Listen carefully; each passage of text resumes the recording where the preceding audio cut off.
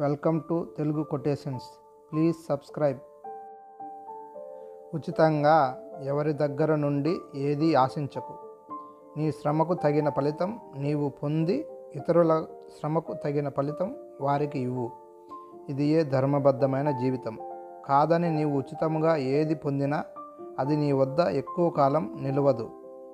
దాని ప్రయోజనం నీవు పొందలేవు. మనలో ఎన్ని లోపాలు ఉన్నా, బలహీనతలు ఉన్నా, మనల్ని మనం ఎలా ప్రేమిస్తామో, సమర్థించుకుంటామో, అలానే ఎదుటివారి లోపాలను, బలహీనతలను అర్థం చేసుకుంటే అందరూ మంచిగానే కనిపిస్తారు. అందరూ మనవారు అవుతారు. ఈ లోకంలో నిజాలు మాట్లాడేవాడు నీచుడు, అబద్ధాలు చెప్పేవాడు సన్నాసి, నటించేవాడు నారాయణుడు, మోసాలు చేసేవాడు దేవుడు. కానీ నిజాయితీగా ఉండేవాడు మాత్రం ఎప్పుడూ ఒంటరివాడే. గెలిచినవాడు ఎంత ఎదవ అయినా వాడు చెప్పిన మాటలకే విలువ ఇస్తారు. ఓడినవాడు ఎంత మంచివాడు అయినా వాడు చెప్పిన మాటలకు విలువ ఉండదు. నువ్వు నా నుండి దూరమైనా నేను బాధపడను. ఎందుకో తెలుసా? నీకు బంధుత్వాల విలువ తెలియదు.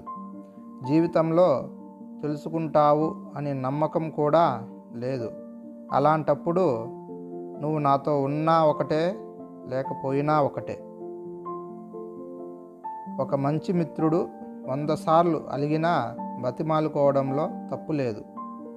దారం తెగి హారంలోని ముత్యం పడిపోతే పోతే పోని అని వదిలేయక దండలో తిరిగి కూర్చుతాం కదా. అలాగే ఒక మంచి మిత్రుడు ముత్యం కన్నా ఎక్కువ. అర్థం చేసుకోకుండా ఎవరిని ఎంచుకోవద్దు. అపార్థం చేసుకుని దూరం చేసుకోవద్దు. ఎలాంటి బంధానికైనా కొద్దిగా సమయం ఇస్తేనే కదా అవతలి వారి మనస్తత్వం తెలిసేది. మనకైనా ఎదుటివారికైనా ఆగి ఆలోచించి ఆచరణలో పెట్టండి. జీవితం బాగుండాలంటే పేరులో అక్షరాలు మార్చుకోమని, అంకెలు మార్చుకోమని, ఇల్లు మార్చమని, ఎలవేల్పులని మార్చమని చెబుతారు. కానీ బుద్ధి మార్చుకోమని ఎవరూ చెప్పరు. ఎట్టి పరిస్థితుల్లోనూ భయపడకూడదు. నీలో ఉండే భయాన్ని ఎప్పుడు పారద్రోలాలి. నువ్వు ఇతరులపై ఆధారపడకూడదు. నువ్వు చక్కగా ఉండాలనుకుంటే ఇతరుల నుంచి సహాయం అర్థించకూడదు. అదే నీ స్వేచ్ఛకు చిహ్నం. అన్వేషించడం మొదలుపెట్టు. ఆత్మవిశ్వాసానికి పదును పెట్టు. ఇష్టపడటం నేర్చుకో. ఈర్ష్య పడటం మానుకో. ఉన్నతంగా ఆలోచించు. ఊహకు అందేలా ఆచరించు.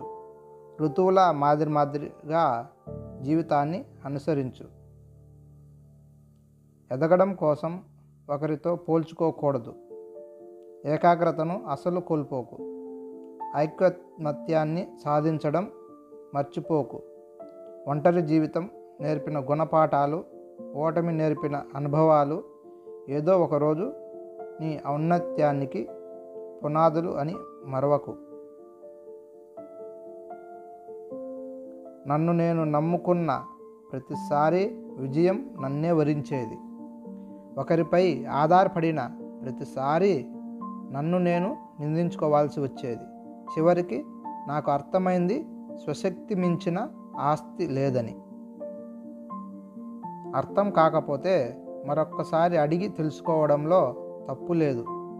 తప్పుగా అర్థం చేసుకుని అపార్థం చేసుకుంటే మాత్రం నీకు అండగా నిలబడే వాళ్ళే కాదు, నిన్ను అర్థం చేసుకునే వాళ్ళు కూడా ఎవ్వరూ ఉండరు. కష్టాలను చూసి కృంగిపోకు. గడిచే కాలం గొంగలి పురుగు లాంటిది. ఓటమిని చూసి వంగిపోకు. మరో ప్రయత్నం గెలుపు కన్నా గొప్పది. తొలి అడుగుకు సంకోచించకు. వేసే తొలి అడుగు 1000 అడుగులకు వెలుగు. Thank you for watching. Please subscribe friends.